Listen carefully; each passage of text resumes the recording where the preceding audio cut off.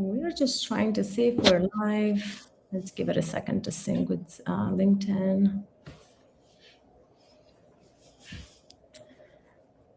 I don't know why there's always like a 30-second delay here before it actually shows online.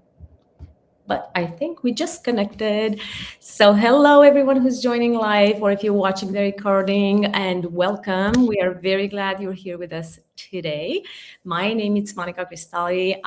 Most of you know me. I am actually, I have my background in businesses and leadership.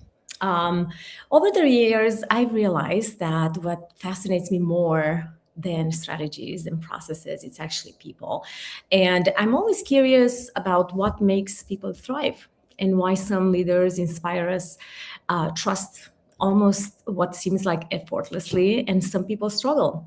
And what actually helps us navigate meaningful relationship and uncertainty. And on one hand, what brings out the best in the people around us and in ourselves as well. So those questions kind of shape the way I work and my own leadership journey. And I certainly don't come to leadership believing I have all the answers. I come from a place of curiosity and a genuine desire to better understand what helps people and organizations grow. And lately, one question that has been a center of this curiosity was, as AI becomes more capable, what becomes more valuable about being human? And for years, we have seen that expertise has been the biggest differentiator in leadership. But today, knowledge is more accessible than ever. So perhaps the most interesting question that we can look at, it's not what AI can do, it's what only humans can do.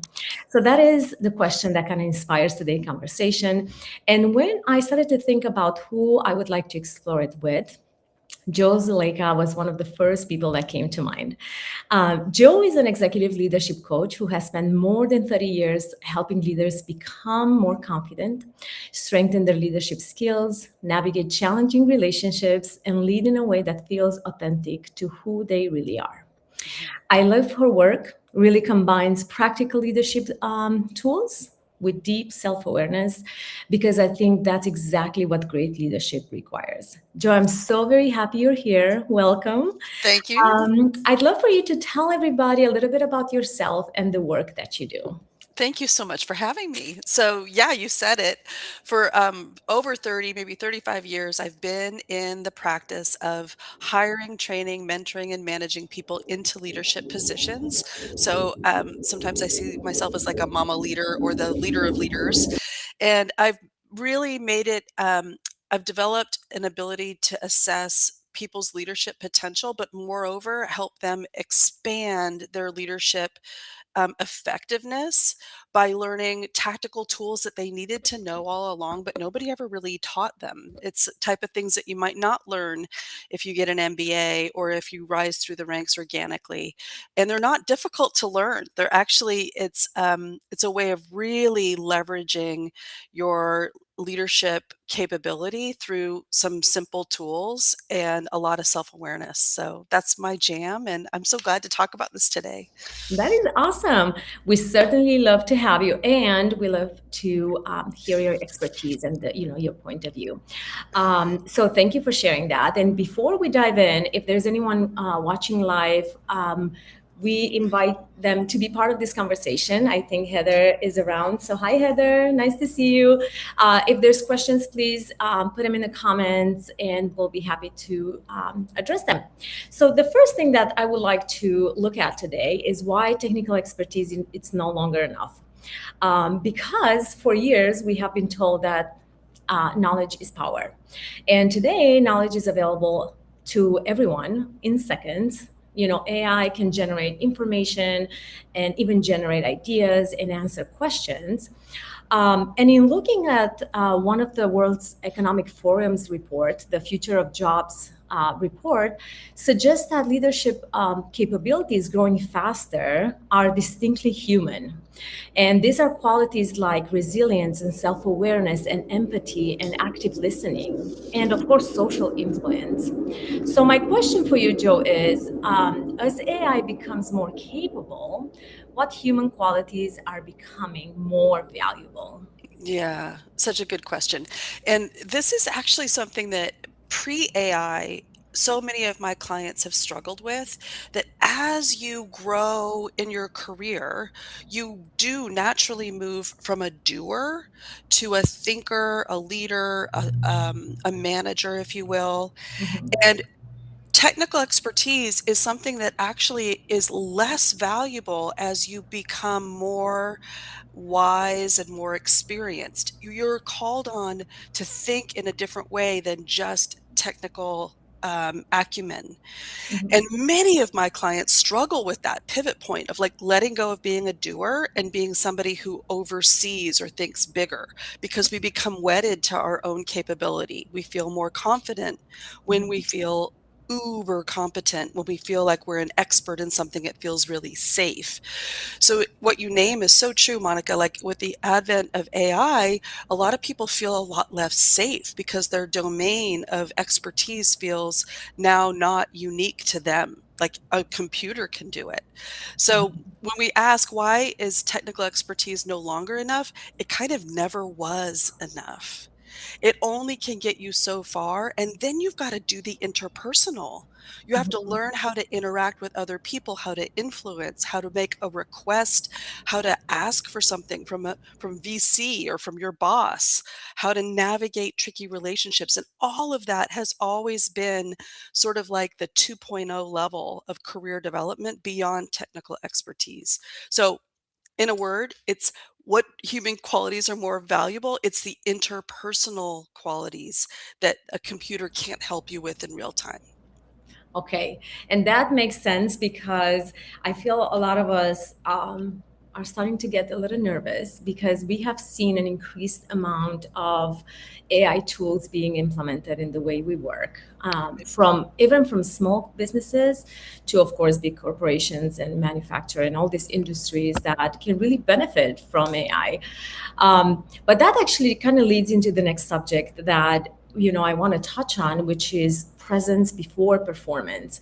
And in a way, I think this is actually a really misunderstood idea in leadership because when we hear the phrase executive presence, for example, rarely comes with an explanation. What exactly does that mean, right?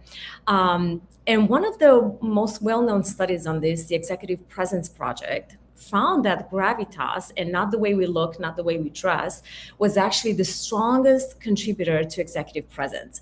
So that was probably in about 60, over 65%. And that means that things like confidence, integrity, emotional composure, and sound judgment were actually the highest qualities. Mhm. So when I think, even on my own experience, the leaders that I have trusted most, it wasn't because they were the loudest or they were the most charismatic leaders. It was simply something about them, what we will call Mhm. that presence, right? It was a steadiness and a consistency, a sense that what Mhm. they actually said match how they actually showed up. Mhm. So, Joe, I know you've coached leaders on executive presence for years. And what do you think creates that something that makes people naturally trustworthy and to have people follow them? Yeah, that's such a good question.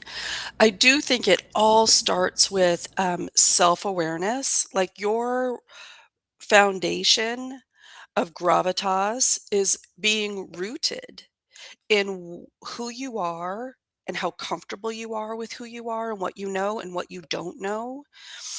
And it's just being really authentic. I think it's the unauthentic leader that is masking leadership, that tries to become authoritative through power or bluster or being dictatorial or being statement oriented rather than inquisitive. They're sort of co opting other cheaper forms of power because they're not grounded. So it all starts with self awareness. It all starts with understanding, what am I good at? What am I not good at? And being okay with that. Learning on your leading edge, but not necessarily feeling overly defensive or full of imposter syndrome for things that you don't know. I think the most authentic leaders are comfortable saying, I don't know. and leveraging the talents of everybody in the room, that's somebody that is humble and self-aware in a way that we recognize and feel comforted by. We're not comforted by a leader who's perfect. In fact, we're sort of suspicious of that type of person. That is We're true. m you know, we're more comforted by somebody who's fallible and makes it okay for Mhm, us to be fallible too, and to say, "I don't have all the answers, but I'm thinking about it, and this is the direction I'm going." That's mhm. much more reassuring than somebody who's just saying, "Don't think, follow me." That is true. And actually, I wanted to ask you because you mentioned the imposter syndrome, and I don't know if he rolls into this idea of being present and executive presence. Does that have an element of impact in the way you show up to being authentic? Is it more of an imposter syndrome, okay, or less of it? Like, do we quiet the voice or do we dive into it? What do we do with that? Yeah, I think I think imposterism is a fear-based reaction that isn't necessarily helpful. What is helpful is knowing your strengths and weaknesses and finding comfort and okayness with it. Imposterism is not okay with it. And when we're full of imposter syndrome, we're either self-silencing or self-limiting in some way, which isn't going to help your leadership presence at all. When we're aware of our strengths and weaknesses and we become more comfortable claiming what we're good at and admitting what we're not good at, then we're going to be coming from a place of more comfortable clarity and self assurance. It doesn't mean that the imposter feeling isn't there, it just means you're managing it differently. hmm I agree with that, actually. Thank you. I think, as you mentioned earlier, this part of self awareness kind of dives into this idea to do this inner work and kind of realize who you Yeah, are, what are your strengths, and recognize absolutely. that it's okay to have weaknesses. We all have them.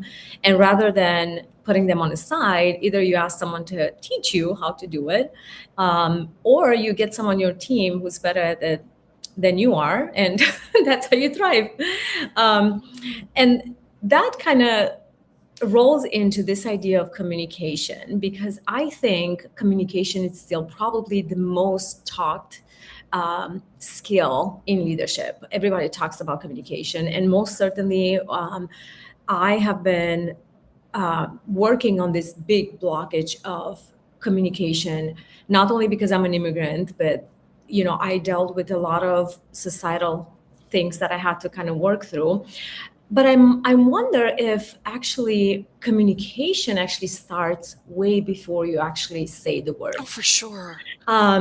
And I looked at the Elderman Trust Barometer that tells us that trust is actually built through competence and ethics, and especially when you don't know what's going on, and especially during uncertainty times. And that makes me think that communication really starts before we open our mouths. Oh, for And sure. it begins with what we believe. It begins with our beliefs and our perceptions of the world. And maybe communication is not only a leadership skill. Maybe it kind of rolls into self-awareness part. Mhm. And Joe, I wanted to ask you from your perspective, what separates communication that simply shares information with or from communication that genuinely builds trust? So good. I would say it's seeing that communication isn't something that we generate, it's something that we contribute to. So if we're not listening first, then we're missing the huge precursor to effective communication. The absolute wrong thing is for a leader to post up and start spewing leadership. If it's not rooted in what the people are thinking or wondering or curious or afraid about, if you're not listening either explicitly to what people are saying or implicitly understanding the mood and reading that, then you're going to be so much less effective. You're just going to be sort of a mouthpiece that talks at people, and that doesn't build trust at all because there's none of that connection. So Mhm. I really you're so smart to say that, Monica, that communication begins way before you open your mouth. It begins with listening to the Mhm. other people, your customers, your coworkers, your direct reports, your investors, listening. What do Mhm. people care about? What are we worried about?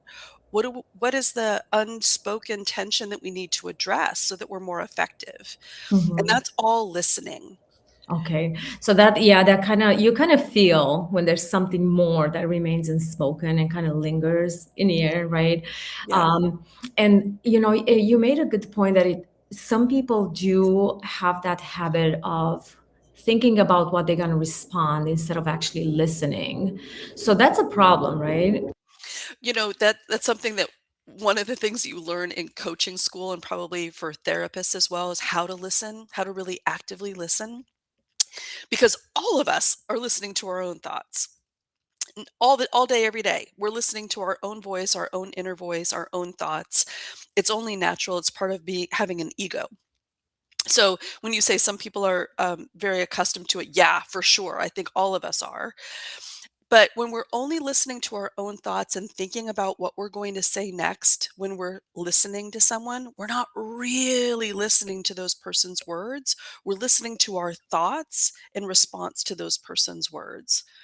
So in coach school, we learn about the three levels of listening. And I love to teach my clients this. Level one listening is that it's listening to your own thoughts and planning your response. It's reactive. Mm-hmm. Level two is far better. It's active listening. It's where you're really hearing the words of the other person and Mm-hmm. being more willing to share in their perspective as you're hearing them. That's level two listening. But level three listening is like the gold standard. And it's this ability to hear what's not even being said, Mm-hmm. to perceive what the other person seems to care about or is affected by without necessarily explicitly saying it. And when you're level three listening to someone, there's just this unweighting in the relationship of feeling so seen and so understood and so safe that allows for the best communication. So, Yes, yes. And I agree. Thank you for sharing that. Actually, I think it is a very good point and it's very effective to kind of strive to get to the level three. And a few people get there. People who are aware of that there is another way to do things will kind of, go towards that direction. But I have felt that on my own. And again, I when I moved in the United States, I had to learn the language too. So I mm, was a lot in that first level because mhm, I was more concerned not about what I would say or what the other person is saying, but about how I would say it so that it yeah, makes sense to the other person. And it's exhausting because you feel like you're not contributing at all. It's more of a, I'm here, I'm trying to fulfill this role, and it's hard. yeah. But yeah, I think with the kind of building that awareness and kind of doing the work that you can do on your part, you can actually move up and move into listening. Do people have that problem these days, Joe? Like, do women struggle with that they are the ones that are listening, but when they're talking, they're not the ones that are being listened? Is that a thing? Oh, for sure. For sure. I think so many of us have had that really unfortunate experience of Hmm. um, saying something that is quite um, aware of a dynamic and not having it be received, but then fed back to us later, probably by a man in the room. It is definitely something that I think women especially are still crusading to be heard, to be recognized, to be acknowledged. And there are lots of techniques that you can do with executive presence to establish more of a authoritative presence without co-opting the power that some people use that's not rooted in deep self-awareness and self-management and strong emotional intelligence.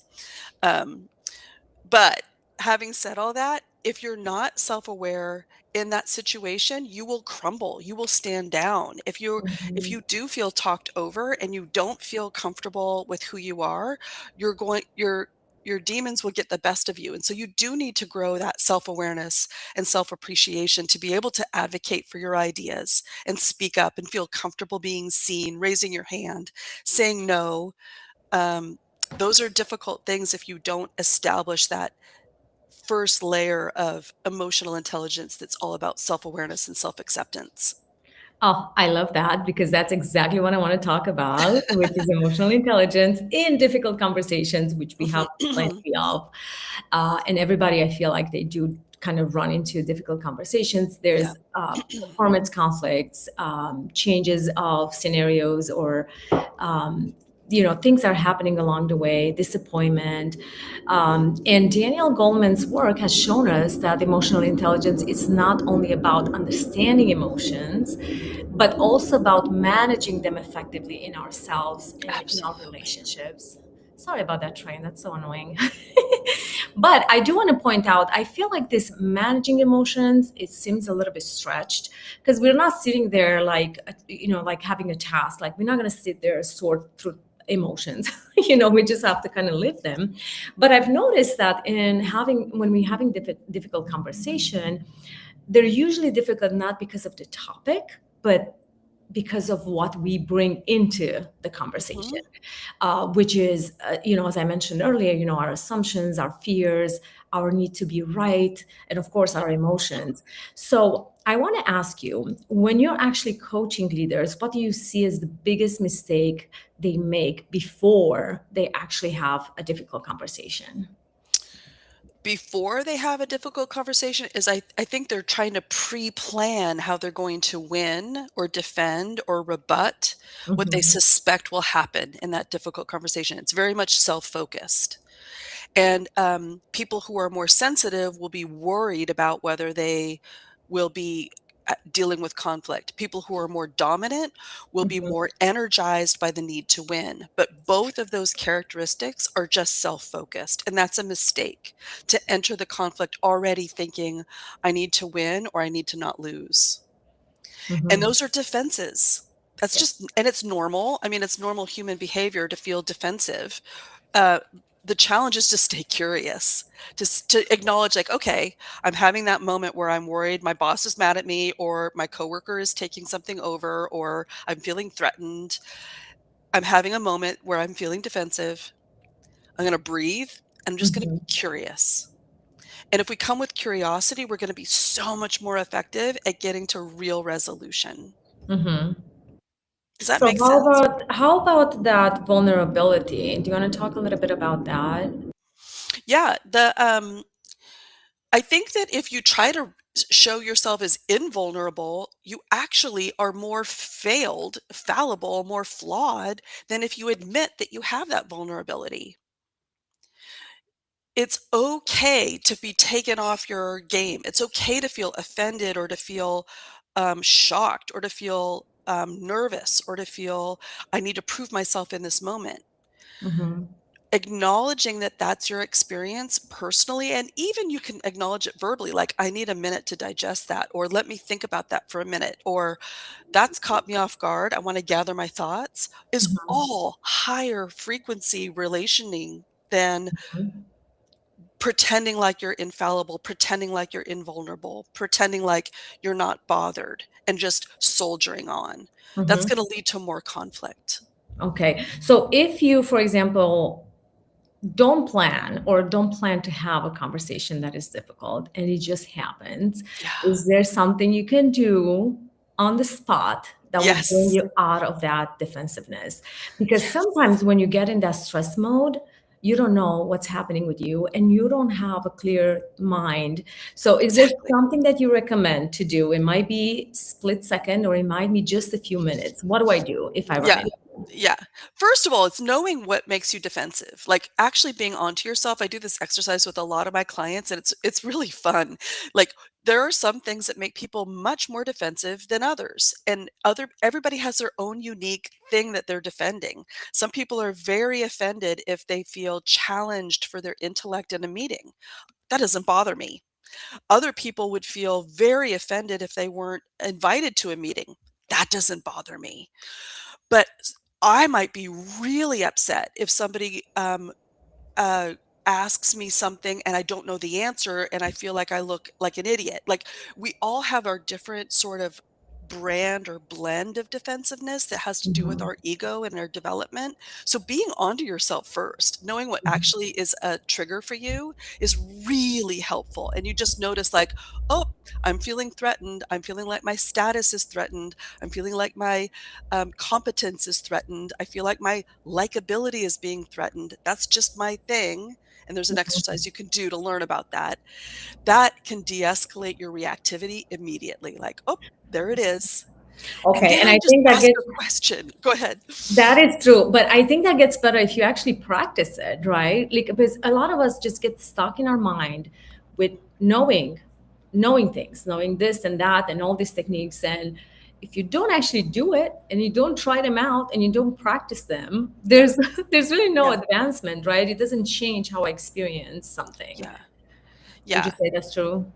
Yes, I think that the practice starts with you then with you learning about your own operating system. And Mm-hmm. then you'll be different when you're in those examples. When those real-time Tuesday morning threats arise from your boss or a coworker or your kid or your spouse or somebody who challenges you in some way and you have an emotional experience to it, you will already be better because you've practiced by knowing who you are, knowing Mm-hmm. like, oh, this is the way I'm defensive. Okay. You asked, is there a thing that you can do in the moment? You can take a breath. You can really take a moment and just be a little bit more objective. Mm-hmm. And then the one thing that I was about to share is that I often will ask a question. Okay. If I'm taken off my game and I'm uncomfortable and I'm shocked or stunned or like have that sort of freeze that happens when conflict arises, that's how I respond. I'll I might ask a question like, "Hang on, can you just say a little bit more about that?" Or, "What do you mean by this?" Or just being curious is sort of one hack that you can always use. You don't have to have perfect words. Just Mm-hmm. asking a question can Okay. help de-escalate things, slow things down, increase communication. Kind of diffuses a little bit the tension if Yeah. there's any. You're right, yes. And that kind of rolls into my next subject, which is influence with or without authority, which you mentioned a little bit earlier.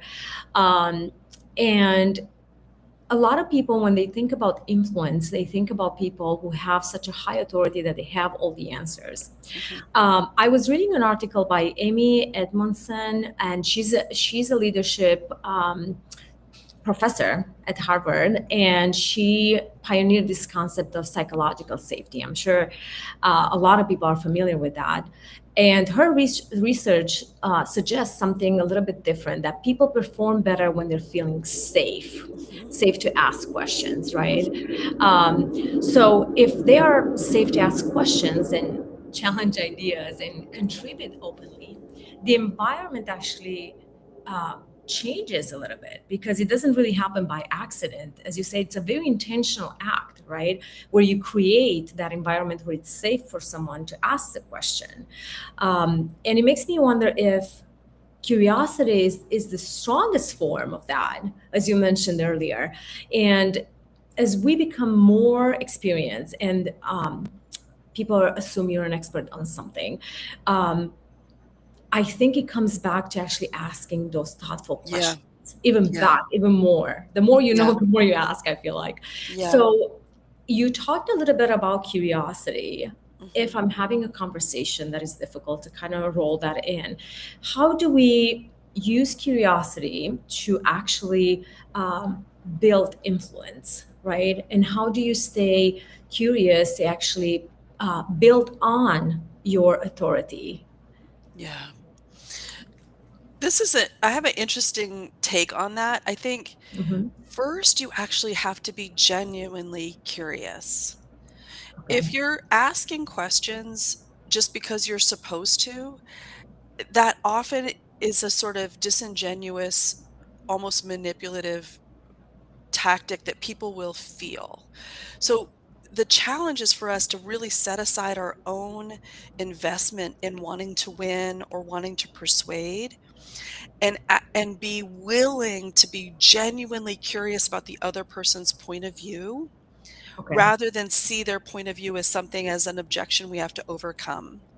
Mhm. So it takes that self-management again to sort of de-escalate ourselves and be like, okay, I'm feeling annoyed, I'm feeling threatened, I'm feeling agitated, I'm feeling like um, conflict is coming towards me. I just need to take a minute and wonder what is going on for that person and ask them a question. Like, tell me Mhm. what your real concern is here. I'm not sure I'm completely understanding. Can Mhm. you say more? Like that could be honestly a real-time conversation I would have with somebody if I'm feeling like there's tension and I don't know what's going on. I can be genuinely curious about what's going on for that person.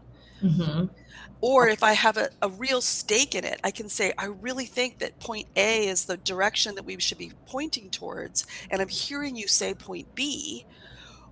When I say point A, what are your concerns?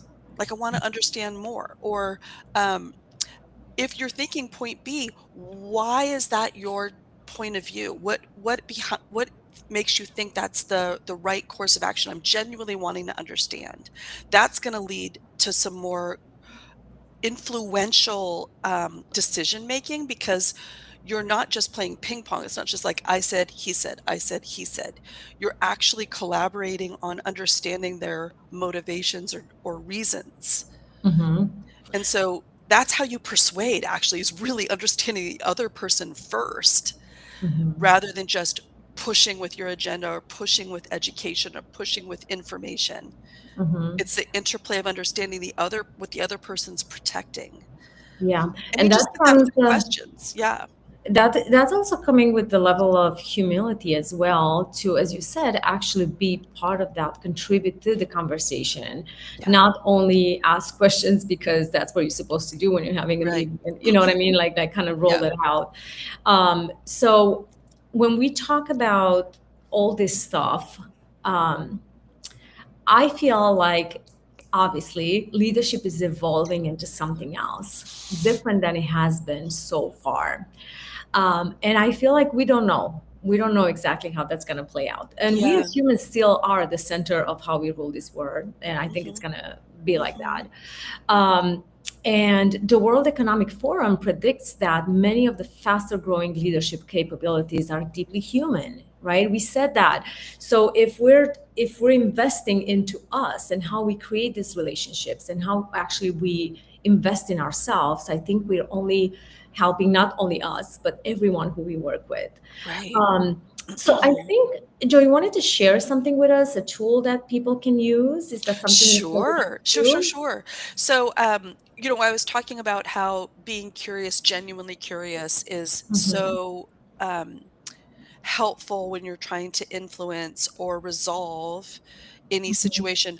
I have on another screen something that I developed about powerful questions. I really believe powerful questions are short and Mhm. they are open-ended, not yes or no. Powerful questions are easy to remember because they're not like fully some elaborate thing Mhm. and they're short. So I have like a little tool that I can share that I developed that maybe some people would find helpful. Let's see. I think I'm sharing it now. Do you see it there, Monica? Yes, I'm just adding that. Yeah. So some of my clients actually have used this, like literally color printed it and laminated it and put it on their desk for high stakes situations where they're feeling threatened or confused. It's this simple. You could just ask a clarifying question or understand somebody's motivation or, I'm kind of going clockwise. Um, a negotiation question like if I were to go this way, what would your concerns be? Or what's the issue? Or what does that mean? Or if we're trying to go for this, how will we know when it's good enough? Mhm. Have I missed anything? Can you say more? What else am I missing or should we try?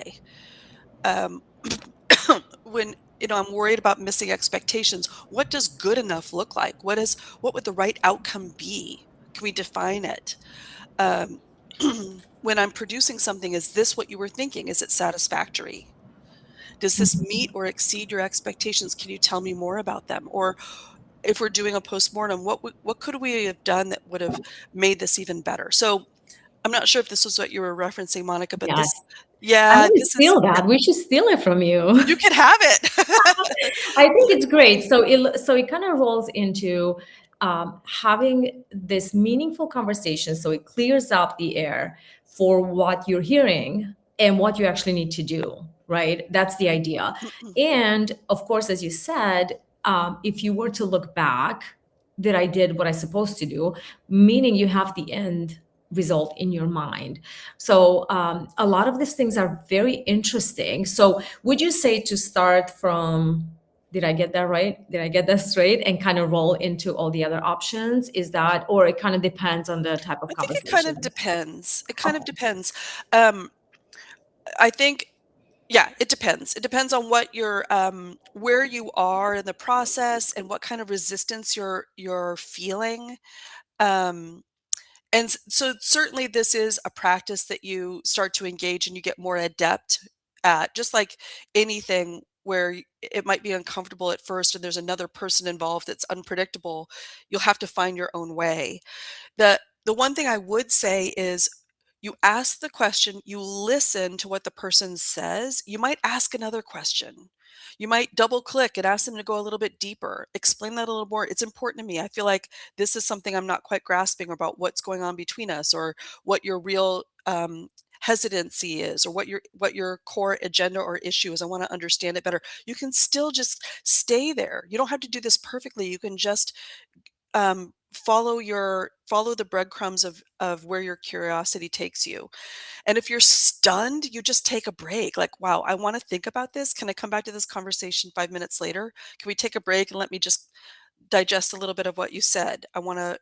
That's okay. You don't have to be perfect, right? Um, so if you're in a challenging situation, and if we believe communication is the answer, we do, and we feel like curiosity is the way to be a great communicator, some people say, okay, then what? After you're so curious, then what? And I say, acknowledge, just acknowledge. I heard everything you said. You said this, and this is what your concern is. Say it back to them. You, it's okay to acknowledge another point of view, even if it challenges your thesis or agenda. When we acknowledge each other, we're going to be communicating better rather than just doing that ping pong thing. Well, you said this, I said this. You said this, I said this. Well, Mhm. I think. When this person says, I heard what you think, now we're not playing that back and forth game. We're on the same side. Mhm. We're on the same Yeah. side. That's going to bring so much more resolution. Yeah, and also I think having one of those conversations that are led by curiosity are leading to more efficiency and more productivity and actually better results, even if along the way here there's a bit of resistance from one side, Hmm. because that might Hmm. happen. Hmm. Sometimes people want to say what they want to say and they get annoyed the more questions you ask, because, as you said earlier, actually, it brings out parts of you in communication. It's just going to happen. But the more you do it, the more you actually lead to having better performance. And I think that's so valuable. And we might take a screenshot of that so we have it Oh, as sorry. well. I think it just went away, but That's okay, no I'll give worries. it to you. Yeah. We'll have the Yeah. recording. It's no problem. But no, I Yeah. appreciate that you shared it with us. So if we were to take everything that we kind of talked about and look towards the future Hmm. and say we're having this conversation Hmm. 5 years from now, because I Hmm. think even longer might be too far out to kind of predict what might happen. Hmm. What do you think? What leadership skills do you think will matter most as we Hmm. kind of develop more and as we have more AI tools and we Yeah. get more comfortable with actually implementing AI in our lives? What do you think is going to matter most? I really think it's emotional intelligence. Okay. Artificial intelligence, emotional intelligence. Like Get those that is intelligences. yeah. And Yeah. that means, artificial intelligence is going to be able to do more and more and more for us. It's going to be more creative. It's going to be more predictive. And all of that is nothing to be afraid of, because at the Mhm. end of the day, it business is and always will it be about people and what people care about and what people want and what pain people feel and what pleasure they seek. And so Mhm. if you're more attuned to people, you're going to be able to use artificial intelligence better.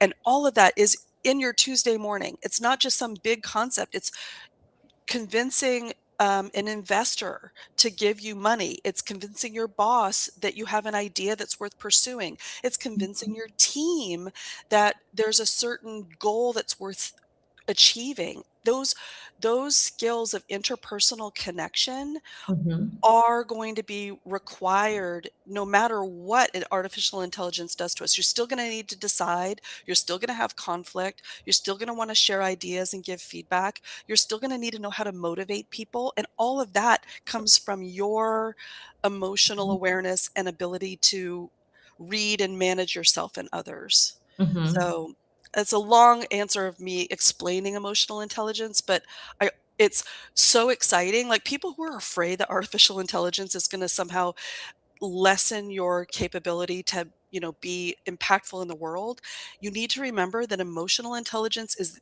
the most malleable, Mhm. improvable of all the intelligences. So if you don't feel technically brilliant, that's actually okay because your emotional intelligence can be the lever that pushes your capability and effectiveness way high. We can Mhm. grow our emotional intelligence better than, becoming a genius or a musically gifted person or an athletic, champion. Those are other types of intelligences that are more difficult to improve, but Mhm. your emotional intelligence is vastly improvable, which is the exciting answer. Yes, it's malleable and it's adaptable and it's something you can always tap into, even if you have spent 40 plus years into not knowing how to handle that. You're right. And I certainly appreciate that. Is there a way that AI can manipulate that? Yeah. It's kind of a weird question, but is Yeah, that a I thing? think we could build an AI tool that is an emotionally intelligent coach that tells us what to do in any situation, and we can learn from that. But here's the thing, you're still going to have real-time, face-to-face conversations where you can't be fed the answer. So you can certainly enhance your awareness of where your soft spots are, where you're defensive, how to manage your own emotional reactivity, how to find the right words to speak to someone else, but you've got to do it in real time for it to really be a skill that you have embedded, that you've onboarded for yourself. You're still going to be in the grocery store and have a conflict that you need to navigate, and AI won't do that for you in real time. Maybe someday, we have those glasses that tell us what to say, but I think we're still going to want to feel some connection. We're wired for connection, and we're going to want to be able to feel authentically connected to other people, and we'll sense when people are authentically connected to us because that's how we are as humans. Yeah, and it's also funny because we are creating products for people. We're not creating Right, products. It's not going to be an AI buying our products.